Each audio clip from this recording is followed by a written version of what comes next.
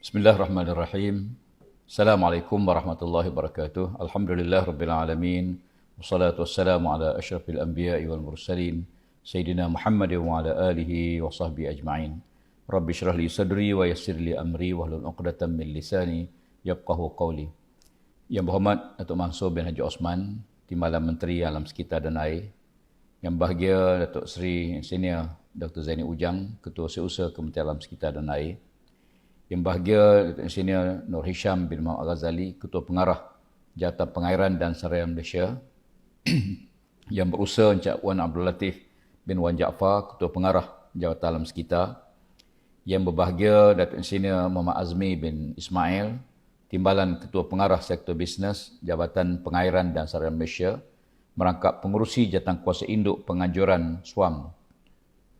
Yang wakil daripada Board Engineers Malaysia dan wakil The Institution of Engineers Malaysia, IEM, dan semua ahli Malaysian Stormwater Organisation atau MSO, para pegawai ahli akademik, pihak pemaju, tuan-tuan dan puan-puan yang hormati sekalian.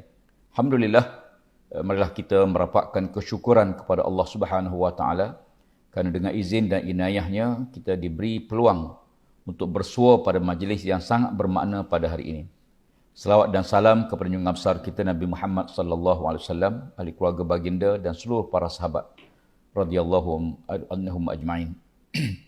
Tuan-tuan dan puan sekalian, saya ingin mengucapkan tahniah dan terima kasih kepada seluruh warga kerja Jabatan Pengairan dan Sarana Malaysia serta Malaysian Stormwater Organisation atau MSO selaku penganjur utama Jabatan Alam Sekitar, The Institution of Engineers Malaysia, River Engineering and Urban Drainage Research Center dan Universiti Sains Malaysia selaku penganjur bersama kerana sudi menjemput saya ke Majlis Perasmian Persidangan Kebangsaan Pengurusan Air Larian Hujan Malaysia atau akronimnya SWAM 2021.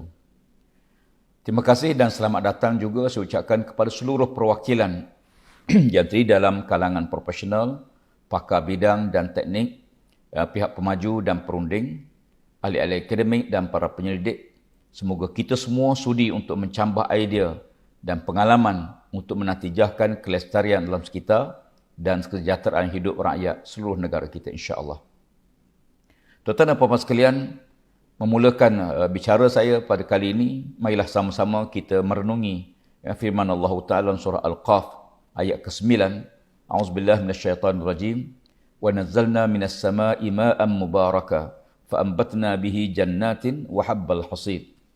Maksudnya, dan kami telah menurunkan air hujan daripada langit yang penuh keberkatan. Lalu kami tumbuhkan pokok-pokok tumbuhan dan biji-bijian yang dituai. Menurut ahli tafsir, air hujan yang baik disebut dalam ayat tadi sebagai yang diberkati Allah, diturunkan oleh Allah Subhanahu Wa Taala mengikut kapasiti dan kadar yang sesuai yang akan beri manfaat kepada manusia.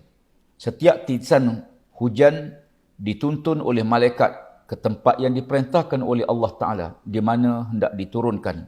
Maka tumbuh-tumbuhan, tanaman, saliran, pengairan dan sumber kehidupan manusia serta makhluk-makhluk yang lain.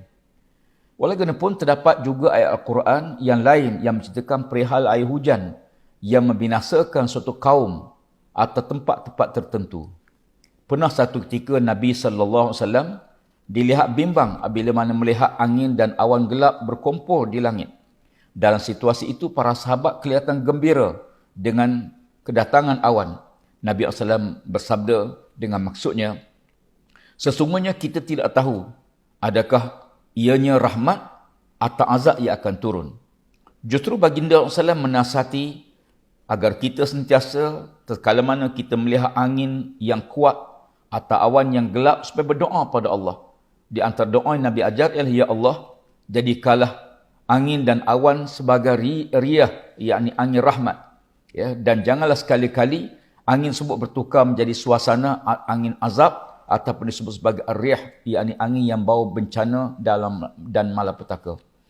Tuan-tuan dan puan-puan sekalian, tema persidangan pada tahun ini ialah Sustainable Solution for Stormwater Management. Tema ini sangat relevan dan tepat untuk kita bahaskan bersama bagi mengukuhkan kefahaman awam terhadap pengurusan air larian hujan dan kawasan hakisan yang lestari. Selain itu, persidangan ini juga bertujuan untuk menyebarkan dasar, panduan serta peraturan yang telah ditetapkan oleh Jabatan Pengairan dan Saliran Malaysia. Kepesatan pembangunan mesti selari dengan agenda kelestarian alam sekitar.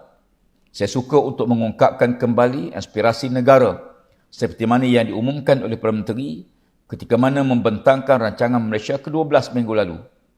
Malaysia akan menjadi sebuah negara berpendapatan tinggi, berteknologi tinggi dan guna tenaga mahir ke arah mencapai pertumbuhan inklusif tanpa mengabaikan sektor alam sekitar. Lantaran itu, pembangunan yang cuai, yang tidak mengikut prosedur dan garis panduan yang ditetapkan, berkemungkinan akan memberi impak yang sangat buruk terhadap alam sekitar, seperti berlakunya banjir, tanah runtuh dan pelbagai malapetaka yang lain. Maka persidangan ini bertepatan dengan untuk kita sama-sama berkongsi amalan terbaik pengurusan air larian hujan, termasuk juga pelan tindakan mitigasi kesan perubahan iklim yang sering menjadi wacana penting di luar negara seperti mana Amerika Syarikat, Jerman, Australia, Jepun dan China. Semua jenis pembangunan yang melibatkan kerja-kerja tanah hendaklah dibuat dengan lebih teliti serta disokong oleh struktur kawalan agar hakisan tanah dan banjir kelodak yang akan memusnahkan alam sekitar, ekosistem dan harta benda dapat dibendung dengan lebih awal lagi. Insiden tanah runtuh di Kemensah Haid baru-baru ini sebagai contoh menjadi suatu subjek kajian yang boleh diperhalusi. Salah satu tindakan preventif yang difikirkan wajar dipertimbangkan ialah menyediakan pelan kawalan hakisan dan kelodak atau Erosion Sediment Control Plan sebelum sesuatu kerja pembinaan dimulakan. Dengan ini, tuan-tuan sekalian, kita akan dapat melihat dan melakukan persiapan ke arah perkara yang mungkin akan berlaku sekiranya kawalan tidak dilakukan lebih awal. Tuan-tuan dan puan-puan sekalian, sebagaimana yang kita sedia maklum, kerajaan telah meluluskan Manual Saliran Mesra Alam atau MASMA sebagai satu syarat di mana kelulusan pelan pembangunan yang melibatkan infrastruktur saliran oleh semua agensi kerajaan persekutuan dan negeri dan sektor-sektor swasta. Sekiranya MASMA ini diimplikasikan dalam projek pembangunan, saya optimis masalah banjir akan kita berjaya kurangkan. Malah secara tidak langsung, perbelanjaan kerajaan juga boleh dijimatkan dan tentunya kos yang berlaku daripada malapetaka dapat kita kurangkan. Insiden banjir kilat sebagai contoh seringkali berlaku di kawasan bandar. Sistem saliran seperti parit utama tidak dapat menampung jumlah taburan dan keamatan hujan yang sangat tinggi. Penyelesaian jangka pendek dilaksanakan dengan menjalankan kerja pembersihan dan penyelenggaraan serta memastikan tiada berlaku sekatan dalam sistem saliran yang sedia ada. Namun, solusi jangka panjang, kajian terperinci khususnya Pelan Induk Saliran Mesra Alam atau PISMA perlu dilaksanakan bagi menentukan kaedah reka bentuk yang berkesan dan kos yang diperlukan. Tuan-tuan dan puan-puan sekalian, tidak dapat nafikan bahawa faktor lain seperti aktiviti pencemaran, pembukaan ladang secara haram juga turut menyumbang kepada banjir kilat. Sungai yang cetek tidak mampu lagi menampung kuantiti air yang banyak sehingga menyebabkan limpahan air sungai ke kawasan-kawasan perumahan. Justru pendekatan reka bentuk dengan aplikasi kaedah MASMA yang akan mengurangkan masalah banjir kilat. InsyaAllah, kaedah MASMA menggunakan pendekatan kawalan di punca air, pengecilan aliran dan perawatan air dengan menggunakan kaedah pembinaan sistem biologi seperti tasik dan paya. Saya juga ingin mengambil kesempatan untuk mencadangkan agar pelaksanaan MASMA ini dikuatkuasakan menerusi perundangan. Ia bertujuan untuk melindungi kepentingan pengguna sama ada daripada aspek keselamatan, kesihatan dan ekonomi. Penguatkuasaan ke atas projek-projek pembangunan perlu giat dilaksanakan oleh pihak berkuasa tempatan untuk mengurangkan kes-kes pencemaran daripada aktiviti pembinaan, agriculture, pelumbungan dan pembuatan. Kita menghabiskan belanja yang sangat banyak membina sistem tersebut. Namun sekiranya pihak berkuasa tempatan tidak diwajibkan mematuhi, tentulah kajian-kajian yang kita buat ini tidak dapat diambil manfaat, khususnya dalam usaha kita membangunkan negara kita. Saya mohon supaya satu kajian penelitian terhadap cangai ini dapat dipertimbangkan sungguh-sungguh supaya kita dapat mengawal sebarang elemen kerosakan akibat daripada bencana kerana tidak mematuhi masma yang telah kita susun di peringkat Jabatan Pengairan dan Saliran. Tuan-tuan dan puan-puan sekalian, saya merakamkan ucapan tahniah sekali lagi dan terima kasih kepada para pemaju yang telah mengenal pasti masma, yang telah mengimplikasikan masma dan mematuhi peraturan-peraturan dalam pengurusan saliran di kawasan pembangunan masing-masing. Tahniah dan terima kasih. Dan saya juga dimaklumkan bahawa tindakan tersebut menjadi nilai tambah kepada kelestarian penduduk dan kesedaan mereka.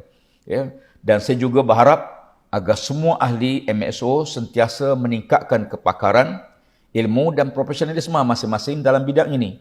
Dan tidak kurang penting juga ialah amalan integriti dan accountability yang mesti didokongi agar institusi ini menjadi peneraju utama dalam pengurusan air larian hujan dan saliran mesra alam di Malaysia dan di rantau ini seluruhnya insya-Allah. Syabas dan tahniah dan sekali lagi saya ucap terima kasih pada pihak yang menganjurkan dan pihak terlibat dalam majlis kita pada hari ini. Mudah-mudahan Allah berkati dengan lafaz Bismillahirrahmanirrahim. Saya dengan ini merasmikan persidangan kebangsaan pengurusan air larian hujan Malaysia tahun 2021. Siru ala barakatillah. Sekian, Assalamualaikum warahmatullahi wabarakatuh dan salam sejahtera.